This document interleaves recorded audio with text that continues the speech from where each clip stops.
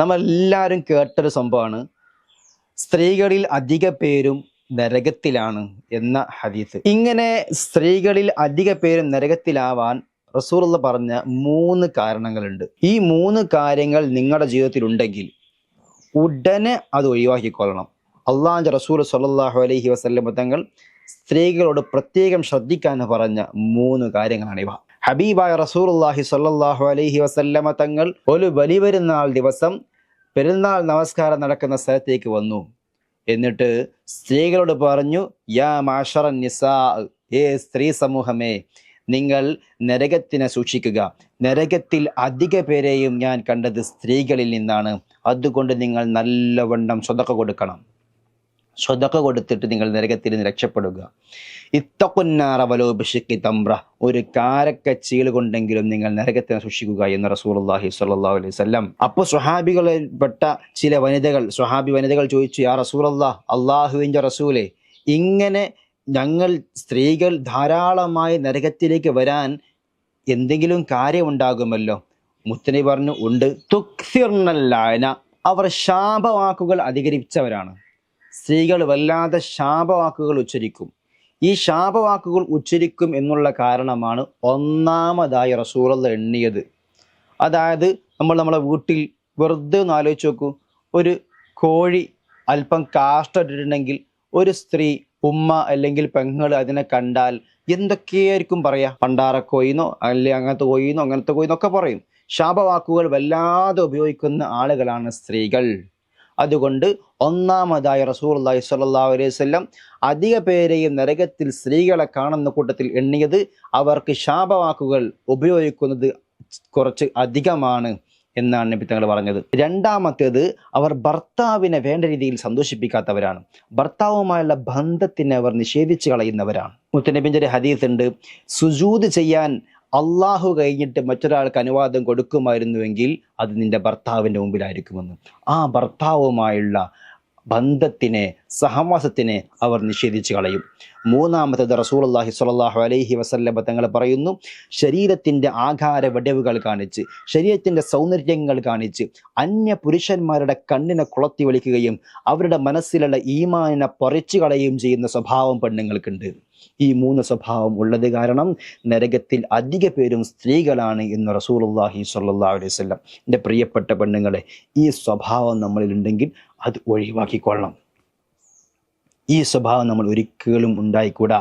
ഈ സ്വഭാവങ്ങൾ ഉണ്ടായത് കാരണമാണ് സ്ത്രീകളിൽ അധിക പേരും നരകത്തിൽ വസിക്കുന്നത് എന്നാണ് മുത്തുനബി സ്വല്ലല്ലാഹു അലൈഹി വസല്ലം പഠിപ്പിച്ചത്. ഒന്നുകൂടി പറഞ്ഞുതരാം. ശാപവാക്കുകൾ അധികരിപ്പിക്കുക, ഭർത്താവിനെ വേണ്ട രീതിയിൽ പരിഗണിക്കാതിരിക്കുക, ഭർത്താവിനെ ബുദ്ധിമുട്ടിക്കുക, പ്രയാസപ്പെടുത്തുക. 3, ശരീരത്തിൻ്റെ ആകാര വിടവുകൾ കാണിച്ച് അന്യ പുരുഷന്മാരുടെ മനസ്സിലെ ഈമാനിനെ പിടിച്ചു പറിച്ചു കൊണ്ടുപോകുന്ന സ്വഭാവമുള്ള പെണ്ണുങ്ങൾ, ഈ പെണ്ണുങ്ങളൊന്നും സ്വർഗത്തിൽ കടക്കുകയില്ല. അള്ളാഹുവിൻ്റെ റസൂലിൻ്റെ ഒരു ഹദീസ് ഉണ്ട്, ഇങ്ങനത്തെ പെണ്ണുങ്ങൾ, ശരീരത്തിൻ്റെ സൗന്ദര്യം പ്രദർശിപ്പിച്ച് നടക്കുന്ന പെണ്ണുങ്ങൾ, ലം യജിദ്ന റീഹഹ, അവർക്ക് സ്വർഗത്തിൻ്റെ വാസന പോലും ലഭിക്കുകയില്ല. എത്രത്തോളം? അവർ സ്വർഗത്തിൻ്റെ വാസനയേക്കാൾ 500 മൈലുകൾക്ക് അപ്പുറമായിരിക്കുമെന്ന് റസൂലുള്ളാഹി സ്വല്ലല്ലാഹു അലൈഹി വസല്ലം. നിമിത്തങ്ങൾ പറയാണ്, ഈ സ്വഭാവത്തിൽ നിങ്ങൾ കഴിച്ചിലാവണോ? നിങ്ങൾ ഒരു കാര്യം അധികരിപ്പിച്ചോളൂ. തുക്സിർന സ്വദഖാത്ത്, നിങ്ങൾ സ്വതക്ക കൊടുക്കുന്നതിന് അധികരിപ്പിക്കുക. ധാരാളം സ്വതക്ക കൊടുക്കുക. സ്വതക്കയെ അധികരിപ്പിക്കുന്നത് ഈ സ്വഭാവത്തിൽ നിങ്ങളെ തടഞ്ഞു നിർത്തുമെന്ന് റസൂലുള്ളാഹി സ്വല്ലല്ലാഹു അലൈഹി വസല്ലം തങ്ങൾ പഠിപ്പിക്കുകയാണ്. സ്വതക്ക എന്ന് പറഞ്ഞാൽ പൈസ ഉള്ള സമ്പത്ത് മൊത്തം വാരിക്കോരി കൊടുക്കൽ മാത്രമല്ല സ്വതക്ക.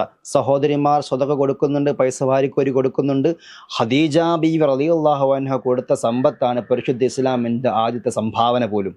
എന്നാൽ സ്വതക്ക എന്ന് പറഞ്ഞാൽ ഞങ്ങളുടെ കയ്യിൽ പൈസ ഒന്നും ഇല്ലല്ലോ, അതുകൊണ്ട് സ്വതക്ക കൊടുക്കാൻ ഞങ്ങളുടെ കയ്യിൽ ഓടുന്ന പൈസ എന്ന് വിചാരിച്ച് ബേജാറായി നിൽക്കണ്ട. നിങ്ങളുടെ ഭർത്താവ് നൽകുന്ന സേവനമുണ്ടല്ലോ, അത് സ്വതക്കയാണ്. നിങ്ങളുടെ ഭർത്താവിനെ കാണുമ്പോൾ നിങ്ങൾ ചിരിക്കുന്നുണ്ടല്ലോ, അത് സ്വതക്കയാണ്. നിങ്ങളുടെ ഭർത്താവ് വീട്ടിലേക്ക് വരുമ്പോൾ ചിരിച്ചുകൊണ്ട് അവരെ സ്വീകരിക്കുന്നുണ്ടല്ലോ, അവരുടെ മുമ്പിൽ നല്ല വസ്ത്രമിട്ട് അണിഞ്ഞൊരിഞ്ഞ് നിൽക്കുന്നുണ്ടല്ലോ, അത് സ്വതക്കയാണ്.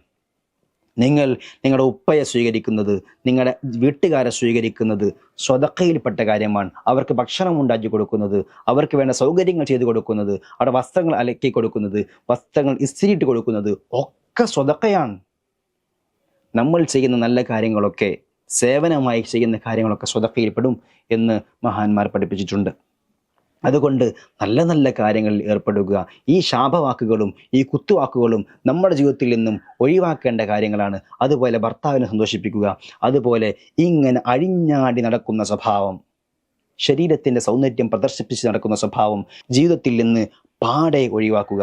ഈ 3 സ്വഭാവവും നിങ്ങൾ ഒഴിവാക്കി കഴിഞ്ഞാൽ നിങ്ങൾ സ്വർഗാവകാശികൾ കൂട്ടത്തിൽപ്പെടാൻ കൂടുതൽ ചാൻസ് ഉണ്ട്. ഈ സ്വഭാവം നിങ്ങളിലുണ്ടോ, നിങ്ങൾ സ്വർഗാവകാശികളിൽ പെടാൻ ഒരു ചാൻസും ഇല്ല എന്നാണ് റസൂലുള്ളാഹി സ്വല്ലല്ലാഹു അലൈഹി വസല്ലം തങ്ങൾ പഠിപ്പിച്ചു വെക്കുന്നത്. അതുകൊണ്ട് പ്രിയപ്പെട്ട സഹോദരിമാരെ, ഈ സ്വഭാവം ഒരിക്കലും നമ്മൾ ഉണ്ടാകാൻ പാടില്ല. നല്ല രീതിയിൽ ജീവിതം മുന്നോട്ട് കൊണ്ടുപോകാൻ നമുക്കെല്ലാവർക്കും അല്ലാഹു തൗഫീഖ് നൽകുമാറാവട്ടെ. അസ്സലാമു അലൈക്കും വറഹ്മത്തുള്ളാഹി.